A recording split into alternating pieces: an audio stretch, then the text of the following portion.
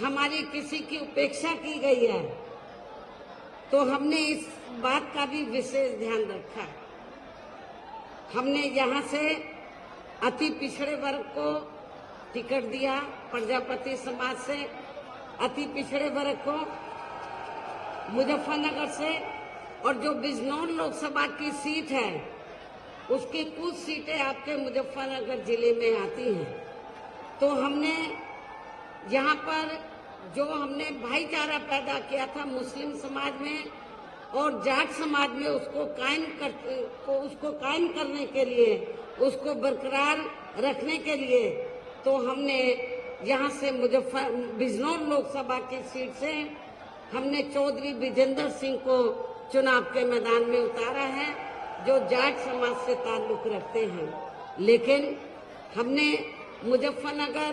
जिले के मुस्लिम समाज के लोगों की उपेक्षा नहीं की है, उनका भी पूरा ध्यान रखा राजनीति में। मेरी दिली तमन्ना थी कि मुजफ्फरनगर से मुस्लिम समाज को चुनाव के मैदान में उतारा जाए, लेकिन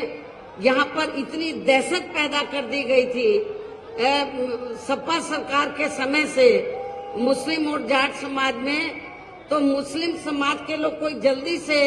चुनाव लड़ने के लिए तैयार नहीं हुए, जिसकी वजह से मुझे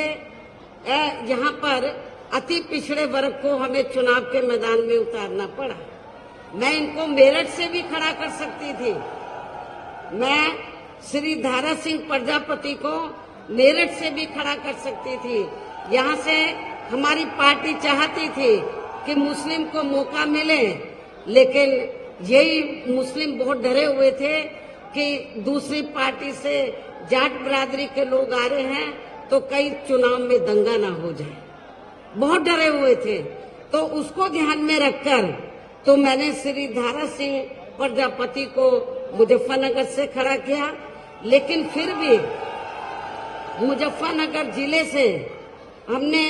मौलाना जमील अहमद कासमी, जो मीरापुर से बीएसपी से विधायक रहे, तो मुजफ्फरनगर के मुस्लिम समाज के लोगों को ऐसा ना लगे कि उनकी उपेक्षा हो रही है, तो मैंने उनको आपके मुजफ्फरनगर लोकसभा की सीट से ही उत्तराखंड में एकदम लगी हरिद्वार लोकसभा की सीट है, तो मैंने इनको फिर मौलाना जी को चुनाव के मैदान में वहां से उतारा है। अब वो हरिद्वार से चुनाव जीत के जाएंगे तो समझ लो वो अकेले हरिद्वार ही नहीं, आप लोगों को लगेगा कि वो मुजफ्फरनगर के निवासी हैं, तो वो दोनों जगह के वो मेंबर पार्लियामेंट एक तरीके से आपके सामने वो रिप्रेजेंट करेंगे मतलब। तो इसलिए हमने मुस्लिम समाज का यहाँ नहीं दिया, तो हमने उनको मौका बगल की हरिद्वार लोकसभा की सीट से दिया है।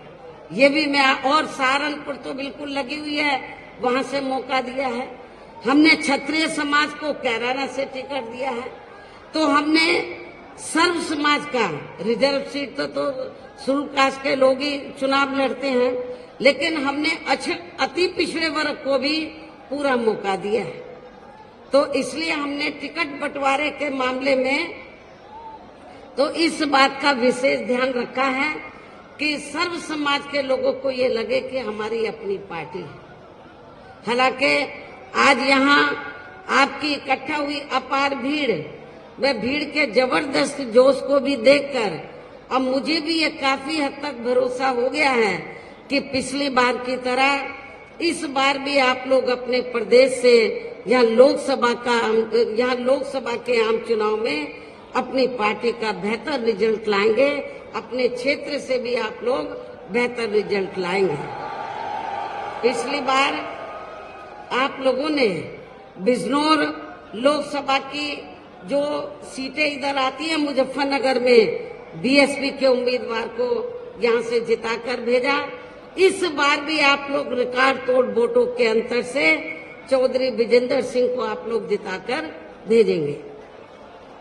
और इसी प्रकार जो हमारे प्रजापति समाज से उम्मीदवार हैं, अति पिछड़े वर्ग के लोग, चौधरी समाज के लोग भी अपर कास्ट समाज के लोग भी, अति पिछड़े वर्ग के लोग, दलितों के साथ ये मिल जाएं, फिर इन दोनों उम्मीदवारों को कोई हराने वाला नहीं है। तो मुझे आप लोगों के ऊपर ये पूरा भरोसा है कि आप लोग इन दोनों लोकसभा की सीटों को जरूर कामयाब बनाएंगे। इसके लिए अब मैं आप लोगों का ध्यान कुछ जरूरी बातों की तरफ दिलाना चाहती हूँ, और इस संबंध में विशेषकर मैं कांग्रेस, बीजेपी व इनके अन्य सभी सहयोगी दलों के बारे में ये कहना चाहूंगी कि आजादी के बाद शुरू में केंद्र व देश के काफी राज्यों में भी ज्यादातर सत्ता यहाँ कांग्रेस पार्टी के हाथों में ही केंद्रित रही है, किंतु इनकी खासकर दलित व आदिवासी एवं अन्य पिछड़ा वर्ग विरोधी तथा अन्य और मामलों में भी रही गलत नीतियों एवं गलत कार्य प्रणाली आदि की वजह से ही फिर इस पार्टी को केंद्र व काफी राज्यों की भी सत्ता से बाहर होना पड़ा है, तथा यही स्थिति इनकी सहयोगी पार्टियों की भी बनी रही है, जिस कारण ही फिर हमें बहुजन समाज पार्टी को बनाने की जरूरत पड़ी है। और अब पिछले कुछ वर्षों से बीजेपी एवं इनके सहयोगी दल केंद्र व अधिकांश राज्यों की भी सत्ता में काबिज हो गए हैं। साथ ही इनकी भी ज्यादातर जातिवादी, पूंजीवादी, संकीर्ण, सांप्रदायिक व द्वेषपूर्ण नीतियों एवं कार्य प्रणाली आदि से तथा इनकी कथनी व करनी में भी काफी अंतर होने की वजह से ही ऐसा लगता है कि इस बार ये पार्टी भी यानी कि भारतीय जनता पार्टी भी केंद्र की सत्ता में आसानी से वापस आने वाली नहीं है, बशर्ते यदि ये चुनाव इस बार फ्री एंड फेयर होता है तथा आम चर्चा के मुताबिक वोटिंग मशीनों में भी कोई गड़बड़ी आदि नहीं की जाती है। और वैसे भी इस बार चुनाव में इनकी कोई भी पुरानी व नई चल रही नाटकबाजी, जुमलेबाजी व गारंटी आदि काम में आने वाली नहीं है, क्योंकि अब देश की जनता काफी हद तक इस बात को समझ चुकी है कि इनकी पार्टी ने अब तक देश के विशेषकर गरीबों, कमजोर तबकों, मध्यम वर्गीय एवं अन्य मेहनतकश लोगों को जो इन्हें अच्छे दिन दिखाने के असंख्य प्रलोभन भरे वायदे किए हैं तथा अनेकों हवाई व कागजी गारंटी भी दी है, तो उनका जमीनी हकीकत में अभी तक इन्होंने लगभग 1/4 हिस्सा भी कार्य पूरा नहीं किया है, बल्कि इसके स्थान पर इनका ज्यादातर समय व ताकत भी यहाँ इनके अपने चहेते रहे बड़े बड़े पूंजीपतियों एवं धन्ना सेठों को ही ज्यादा से ज्यादा मालामाल व धनवान आदि बनाने में तथा उन्हें हर स्तर पर छूट देने व बचाने में ही लगी रही है, जिनके अधिकांश आर्थिक सहयोग से ही ये पार्टी व अन्य पार्टियां भी अपना संगठन चलाती हैं तथा चुनाव आदि भी लड़ाती हैं, जिसका काफी कुछ खुलासा बॉन्ड की आई अभी हाल ही में बॉन्ड की आई रिपोर्ट से भी हो जाता है। इसके साथ ही अब ऐसा लगता है कि कांग्रेस पार्टी की तरह बीजेपी ने भी केंद्र की तमाम सरकारी जांच एजेंसियों का ज्यादातर राजनीतिकरण ही कर दिया है। इसके अलावा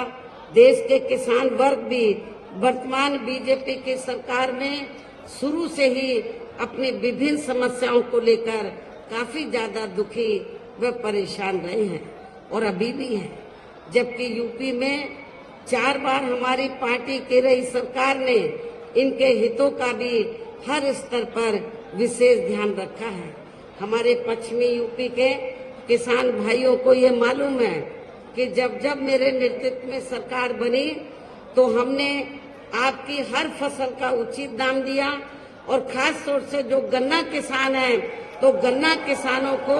पूर्व में और वर्तमान में भी अभी भी किसी की पार्टी की सरकार ने इतना रेट नहीं दिया है तो जितना हमारी सरकार ने रेट बढ़ाकर गन्ना किसानों को दिया। और हमने ये नहीं देखा, चाहे किसान है मजदूर हैं, तो इनके हितों का पूरा ध्यान रखा। इतना ही नहीं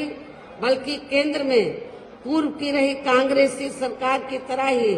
वर्तमान भाजपा सरकार में भी इनकी जातिवादी, हीन, सांप्रदायिक एवं पूंजीवादी सोच व नीतियों के चलते ही पूरे देश में सर्व समाज में से खासकर गरीबों, दलितों, आदिवासियों, पिछड़े वर्गों, मुस्लिम एवं अन्य धार्मिक अल्पसंख्यक समाज के लोगों का भी पूर्ण रूप से विकास व उत्थान आदि नहीं हो सका है। और इस संदर्भ में वैसे आप लोगों को ये मालूम है कि पूरे देश में यहाँ दलितों, आदिवासियों एवं अन्य पिछड़े वर्गों का सरकारी नौकरियों में वर्षों से अधूरा पड़ा आरक्षण का कोटा भी अभी तक पूरा नहीं भरा जा सका है। विशेषकर एससी व एसटी वर्गों के सरकारी कर्मचारियों का पदोन्नति में आरक्षण तो अब काफी हद तक प्रभावहीन ही बना दिया गया है। साथ ही केंद्र व राज्यों में भी विरोधी पार्टियों की रही सरकारों में इन सभी वर्गों को प्राइवेट सेक्टर में आरक्षण दिए जाने की व्यवस्था किए बिना ही इनकी सरकारों के ज्यादातर सरकारी कार्य अब प्राइवेट सेक्टर के जरिए ही इनके बड़े बड़े पूंजीपतियों व धन्ना सेठों को ही दिए जाने के कारण अब इनको पूरे देश में आरक्षण का बहुत कम ही लाभ मिल पा रहा है। इसी प्रकार इनका अन्य और मामलों में भी शोषण व उत्पीड़न आदि होना अभी तक भी बंद नहीं हुआ है। इनके साथ साथ मुस्लिम व अन्य धार्मिक अल्पसंख्यक समाज के लोगों की भी हालत हर स्तर पर यहाँ काफी ज्यादा खराब व दयनीय ही बनी हुई है, जिसका काफी कुछ खुलासा सच्चर